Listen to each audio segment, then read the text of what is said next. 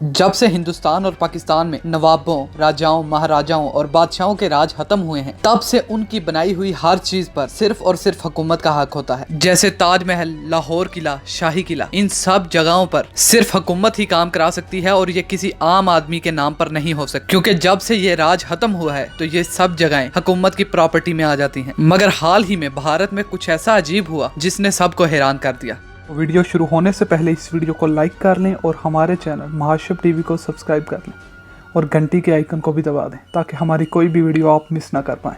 सुल्ताना बेगम, जो कि पिछले कई दहाइयों से कलकत्ता की झोंपड़ियों में 2 कमरों वाले घर में रह रही थी और हाल ही में वो हिंदुस्तान की हुकूमत के खिलाफ एक केस फाइल करती हैं, जिसमें वो भारतीय हुकूमत से कहती हैं कि उन्हें उनके आबाओ अजदाद के बनाए हुए लाल किले की मलकियत चाहिए, जो कि दिल्ली में मौजूद है और दुनिया भर से लोग मुगलों के इस शाहकार को देखने आते हैं। इसके साथ साथ उनका कहना था कि जिस तरह उनके आबाओ अजदाद के बनाए हुए मुगलों के शाहकारों में से ताजमहल भी एक है और ये शाहकार दुनिया भर से भारत के लिए सियाहत लाता है। तो आप कैसे सोच सकते हैं कि इनको बनाने वालों की आने वाली नस्लें कैसे छोटे छोटे घरों में भूख से मर रही हैं। इसके साथ साथ उनका कहना था कि मैं पिछली कई दहाइयों से पेंशन पर गुजारा कर रही हूँ और मेरी जिंदगी में मुश्किलात कम होने की बजाय बढ़ती जा रही हैं, जिस वजह से मैं ये केस फाइल कर रही हूँ। जब वकील ने सुल्ताना बेगम के सारे कागजात देखे तो उन्हें पता चला कि उनकी शादी मिर्जा मोहम्मद बेदार बख्त, जो कि हिंदुस्तान के आखिरी मुगल के परपोते हैं, उनसे हुई थी। और जब 1980 में मिर्जा मोहम्मद बेदार बख्त की मौत हुई तो सुल्ताना बेगम की जिंदगी में मुश्किलात और बढ़ गई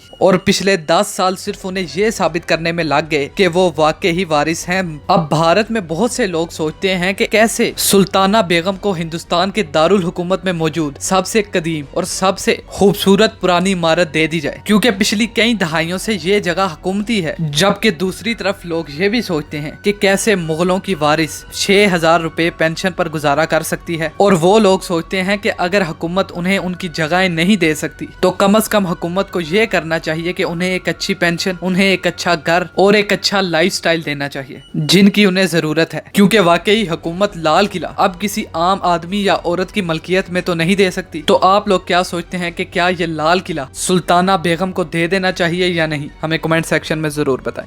महाशिव टीवी को सब्सक्राइब करना मत भूलें और वीडियो को लाइक करें और शेयर करें और कमेंट्स में अपनी राय देना मत भूलिएगा। हमारी अगली आने वाली वीडियो तक के लिए अल्लाह हाफिज़।